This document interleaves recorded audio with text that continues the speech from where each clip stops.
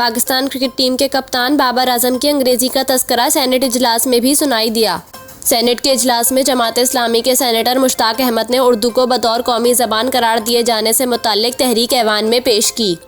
Senator Mushtaq Ahmad का कहना था कि बाबर आजम क्रिकेट की दुनिया का ब्रांड है। शोएब अख्तर कहते हैं कि बाबर आजम इंग्लिश नहीं बोल सकता, इसलिए स्टार नहीं बन सका।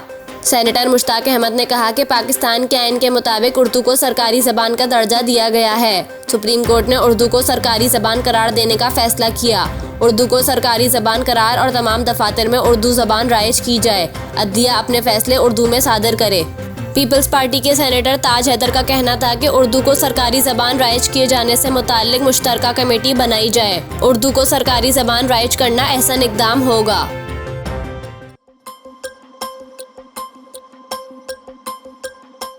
अदाकारा हिरा मानी ने शौहर सलमान साकिब अल मारूफ मानी से मुताल्लिक अपने माजी में दिए गए बयान पर वजाहत पेश की है।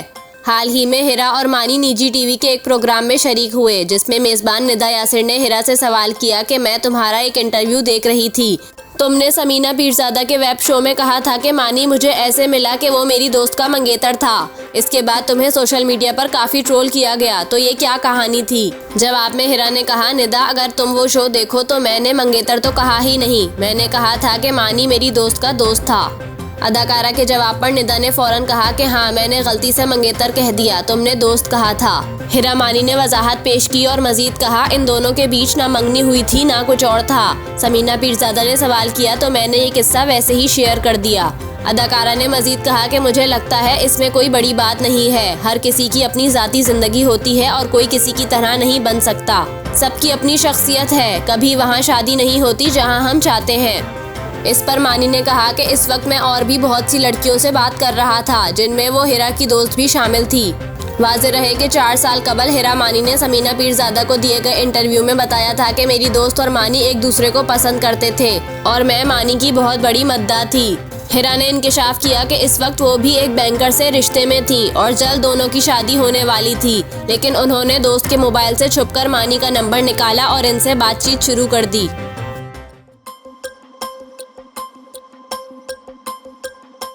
इस्लामाबाद हाई कोर्ट ने तोशाखाना केस में तलबी के नैब नोटिस के खिलाफ इमरान खान और इनकी अहलिया की दरख्वास्तों पर फैसला महफूज कर लिया। इस्लामाबाद हाई कोर्ट के चीफ जस्टिस आमिर फारूक की सरबराही में 2 रुकनी डिवीजन बेंच ने तोशाखाना केस में तलबी के नैब नोटिस के खिलाफ इमरान खान और बुशरा बीबी की दरख्वास्तों पर समाअत की, जिस सिलसिले में इनके वकील ख्वाजा हारिस अदालत में पेश हुए। ख्वाजा हारिस ने अपने दलाइल में कहा कि नैब नोटिस में नहीं बताया गया किस हैसियत में इंफॉर्मेशन मांगी जा रही है। अदालती फैसले आ चुके, इसलिए नोटिस की मुकम्मल मालूमात देना जरूरी है। नैब पर लाजिम है वो मुकम्मल मालूमात फराहम करे। नैब के पुराने कानून के होते ये फैसले आ चुके थे। चीफ जस्टिस ने इस्तफसार किया कि अभी जो नैब कानून में तरमीम आई हैं, इनमें नोटिस का क्या तरीका है। इस पर ख्वाजा हारिस ने कहा कि तरमीमी कानून कहता है बताना लाजिम है, आप किसी को क्यों बुला रहे हैं। तरमीमी कानून में बताना होगा किसी को बतौर मुल्जिम बुलाया या किसी दूसरी वजह पर बुलाया। अदालत ने इस्तफसार किया कि क्या इमरान खान को तलबी के नोटिस आ गए हैं। ख्वाजा हारिस ने बताया कि कॉल अप नोटिस आए हुए हैं। इस दौरान ख्वाजा हारिस ने नैब के नोटिस अदालत में पेश कर दिए और कहा कि इन नोटिस में नैब ने हमें मालूमात फराहम नहीं की। इनमें सिर्फ लिखा गया पब्लिक ऑफिस होल्डर्स के खिलाफ इंक्वायरी है। अदालत ने कमरा अदालत में मौजूद नैब प्रोसिक्यूटर को रोस्ट्रोम पर बुला लिया तो नैब प्रोसिक्यूटर ने बताया कि इमरान खान को याद दहानी का नोटिस भेजा गया था। इस पर चीफ जस्टिस ने कहा कि आपके नोटिस में अदालती फैसलों पर अमल दरामद नजर नहीं आता। हम अभी नैब को किसी चीज से रोक नहीं रहे। नैब जो सवाल पूछना चाहे पूछ सकता है, भले वो कोई मटेरियल ना हो। हम इन दरख्वास्तों पर ऑर्डर जारी करेंगे। बाद अज़ां अदालत ने नैब नोटिस के खिलाफ इमरान खान और बुशरा बीबी की दरख्वास्तों पर फैसला महफूज कर लिया।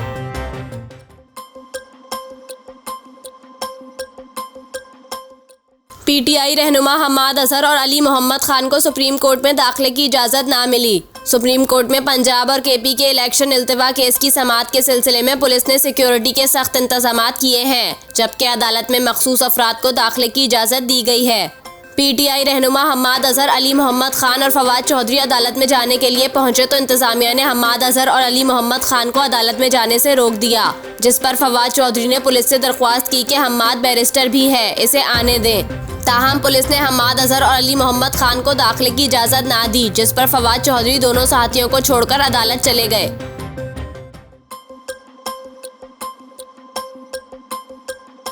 चीफ जस्टिस ने फवाद चौधरी की रेड जोन के दाखिली दरवाजे खुलवाने की इस्तदा मुस्तरद कर दी। पीटीआई रहनुमा फवाद चौधरी मामूल के केस के दौरान चीफ जस्टिस की अदालत में पेश हुए और कहा कि रेड जोन के दाखिली रास्ते सील कर दिए गए हैं। लगता है हम गजा में हैं। वकला को भी आने से रोका जा रहा है। रेड जोन के दाखिली रास्तों पर झगड़े हो रहे हैं। फवाद चौधरी की शिकायत पर चीफ जस्टिस ने कहा कि हुकूमत और इंतजामिया अपने सिक्योरिटी इकदाम कर रही हैं, केस की समाअत कर रहे हैं। हजारों वकला का आना जरूरी नहीं। वकला को आपने कॉल दी है तो इनसे बात करें। चीफ जस्टिस ने फवाद चौधरी की रेड जोन के दाखिली रास्ते खुलवाने की इस्तदा मुस्तरद कर दी। फवाद चौधरी ने कहा कि हमने किसी को कॉल नहीं दी। वकला का कन्वेंशन है, इसके लिए भी रोका जा रहा है। इस पर अदालत ने कहा कि सुप्रीम कोर्ट का इस सब से क्या लेना देना। आज खुद नोटिस पर पहले ही मसाइल बने हुए हैं। आप फिर से आज खुद नोटिस लेने का मुतालबा कर रहे हैं। चीफ जस्टिस ने कहा कि अदालती अहाते में मामूल की शनाख्त के बाद वकला आ सकते हैं। गुंजाइश के मुताबिक ही कमरा अदालत में दाखिले की इजाज़त होगी। हर वकील को कमरा अदालत में आने की इजाज़त नहीं होगी।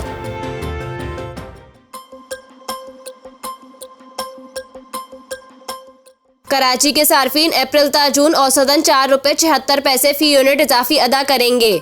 National electric power regulatory authority NEPRA ने सहमाही एडजस्टमेंट्स के लिए वफाकी हुकूमत की दरख्वास्तों पर समाअत की।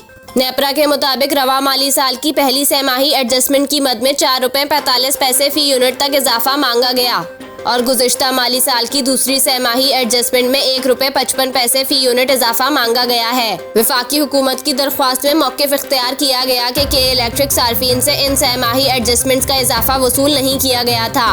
डिस्कोस के सार्फिन से इन सहमाही एडजस्टमेंट्स का इजाफा वसूल किया जा चुका है, लिहाजा मुल्क में यकसा टैरिफ के लिए के इलेक्ट्रिक सार्फिन से भी वसूली होगी। नेपरा ने के इलेक्ट्रिक के लिए 2 सहमाही एडजस्टमेंट्स पर समाअत मुकम्मल कर ली।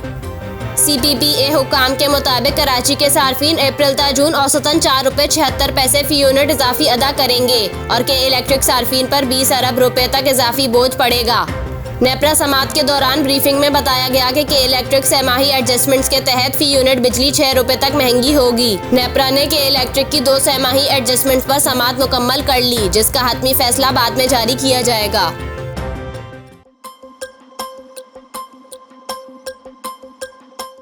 वफाकी वजीर दाखिला राना सनाउल्लाह ने कहा है कि कुछ लोग मुंतज़िर हैं कि कब इमरान नाअहल हो और वो पार्टी क़यादत संभालें। राना सनाउल्लाह ने शाह महमूद कुरैशी और चौधरी परवेज़ इलाही के बयानात पर रद्द अमल में कहा कि डब्बा पीर डब्बू इमरान खान का डाकू और दानिश्वर मुंतज़िर हैं कि कब इमरान नाअहल हो और वो पार्टी क़यादत संभालें।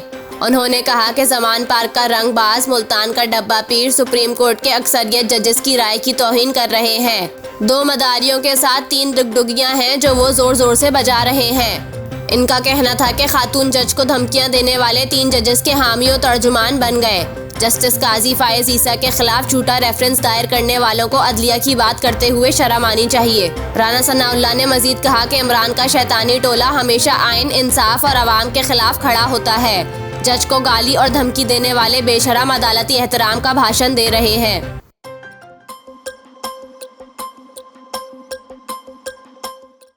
मुस्लिम लीग नून की सीनियर नायब सदर मरियम नवाज ने 3 साल बाद चीन पाकिस्तान तिजारत और आमदोरफ्त बहाल होने पर चीन और पाकिस्तान की क़यादत को मुबारकबाद दी। मरियम नवाज ने अपने एक बयान में कहा कि फॉरेन फंडेड एजेंट ने CPEC और चीन के ताउन से चलने वाले मंसूबों में करप्शन के बेबुनियाद इल्जामात लगाए थे। CPEC के खिलाफ फॉरेन फंडेड फितने की साजिश नाकाम बना दी, अल्हम्दुलिल्लाह।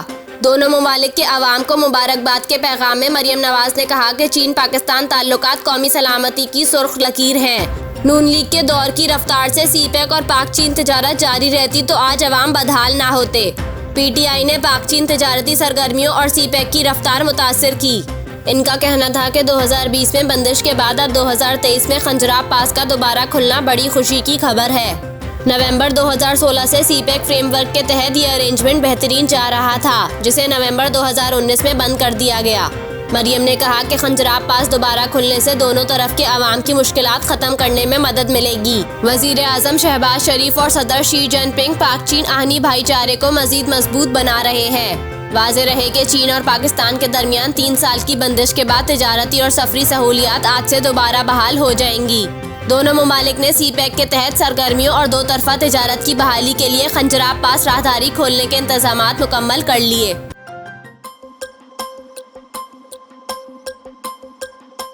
सोशल मीडिया पर रिश्ते की अफवाहों पर पाकिस्तानी क्रिकेटर नसीम शाह की वजाहत सामने आ गई। गुज़िश्ता दिनों पाकिस्तानी क्रिकेटर्स की शादियों का मौसम चल रहा था। पहले हारिस रऊफ, फिर शान मसूद और फिर शाहीन शाह अफरीदी के बाद शादाब खान भी शादी के बंधन में बंध गए।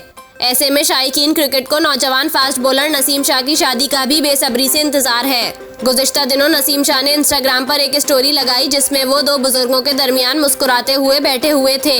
इस तस्वीर पर कौमी फास्ट बॉलर ने बेहतर नवाजने पर शुक्रगुजारी के साथ अल्हम्दुलिल्लाह लिखा। जैसे ही इंस्टा स्टोरी सोशल मीडिया सार्फिन ने देखी तो नसीम के रिश्ते की चहमगवियां शुरू हो गईं। सार्फिन का ख्याल था कि शायद नसीम शाह का निकाह हो गया या वो किसी रिश्ते में मुंसलिक हो गए हैं। एक सारिफ ने लिखा कि नसीम शाह का निकाह हो गया, जबकि एक ने बात पक्की होने का गुमान किया। ताहम सोशल मीडिया पर रिश्ते के हवाले से होने वाली चहमगवियां पर नसीम शाह ने खुद वजाहत कर दी। नसीम शाह ने लिखा कि आखिरी तस्वीर जो मैंने पोस्ट की वो मेरे निकाह या मंगनी के बारे में नहीं थी। शुक्रगुजार होने का मतलब सिर्फ किसी रिश्ते में मुंसलिक होना नहीं। उन्होंने दरख्वास्त की कि बराए मेहरबानी इसे गलत समझना बंद करें। वो घर वालों के साथ इफ्तार की एक मामूली तस्वीर थी। मुझे उम्मीद है कि अब सब वाज़ेह हो गया है। याद रहे कि इससे कबल जब नसीम शाह से एक इंटरव्यू में शादी का सवाल किया गया था तो उन्होंने कहा था कि ये सवाल अब्बू से करें। वो जब बोलेंगे दुल्हन तैयार है तो शादी कर लूंगा। नसीम शाह का कहना था कि मैं सिर्फ अब्बू के कहने पर ही शादी करूंगा। वो जो लड़की मेरे लिए पसंद करेंगे मैं शादी कर लूंगा।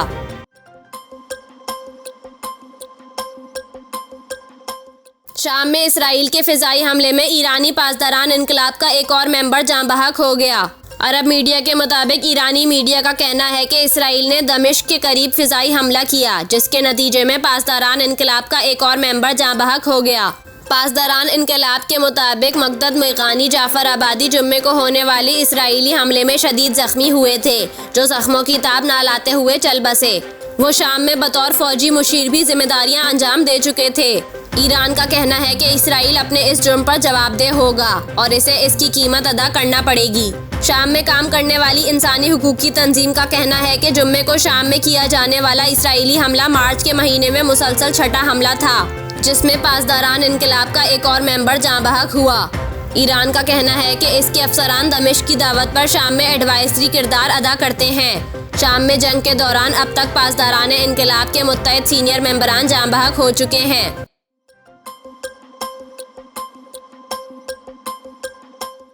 लाहौर हाई कोर्ट ने मरियम नवाज के खिलाफ तौहीन अदालत की दरख्वास्त के काबिल समाअत होने पर दलाइल तलब कर लिए। लाहौर हाई कोर्ट के जस्टिस बाकर नजफी ने मरियम नवाज के खिलाफ तौहीन अदालत की कार्रवाई के लिए दायर अपील पर समाअत की, जिसमें दरख्वास्त गुजार ने मौक़िफ़ इख्तियार किया कि मरियम नवाज ने सरगोदा जलसे में अदलिया की तौहीन की। दौरान समाअत जस्टिस बाकर नजफी ने कहा कि ये दरख्वास्त कैसे काबिल समाअत है। दरख्वास्त के मुस्तरद होने पर अपील दायर नहीं होती, कानून के मुताबिक काम करना है। बादअज़ां अदालत ने अपील के काबिल समाअत होने पर दलाइल तलब कर लिए और वकील को तैयारी की मोहलत देते हुए समाअत 5 अप्रैल तक मुलतवी कर दी।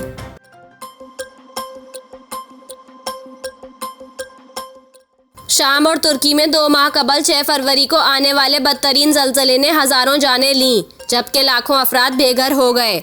इनमें से कई लोगों के अपने इनसे बिछड़ गए। तुर्क मीडिया के मुताबिक ऐसी ही एक खातून यास्मीन बागदाश हैं, जिनकी महज 3 माह की बेटी इनसे इस ज़लज़ले में बिछड़ गई थी, जो अब 54 दिन बाद मिल गई है। बच्ची की DNA और एक गुड़िया ने माँ बेटी को एक दूसरे से मिलवाया। गुज़िश्ता रोज़ तुर्की की सोशल सर्विसेज और फैमिली उमूर की वजारत ने ऐलान किया कि हुकाम ने 3.5 माह की बच्ची को इसकी माँ के हवाले कर दिया है। ट्वीट में लिखा गया कि माँ बेटी का DNA देखा गया, दोनों का DNA मैच कर गया, जिससे दोनों को मिलवा दिया गया। इस हवाले से तुर्क हुक्काम ने बताया कि जब रेस्क्यू एहलकारों को बच्ची मिली तब इनके पास इस बच्ची का कोई डाटा नहीं था, ना ही इसका नाम मालूम था। बच्ची को ज़लज़ला आने के 128 घंटे बाद मलबे के नीचे से निकाला गया था। बच्ची को रेस्क्यू के बाद अस्पताल मुंतकिल किया गया था, जहाँ इलाज के बाद इसे अंकारा में गुमशुदा अफराद के लिए कायम एक पनाहगाह में लाया गया। नर्सों ने बच्ची का नाम गेज़म रखा, लेकिन इसका असल नाम फैतन था। रिपोर्ट्स के मुताबिक इसके साथ मलबे तले मिलने वाली गुड़िया भी रखी थी और यही गुड़िया इस बच्ची के खानदान के साथ तारुफ का जरिया साबित हुई। ताहम बदकिस्मती से बच्ची के वालिद और 2 भाई इस कुदरती आफत के नतीजे में जान की बाजी हार गए।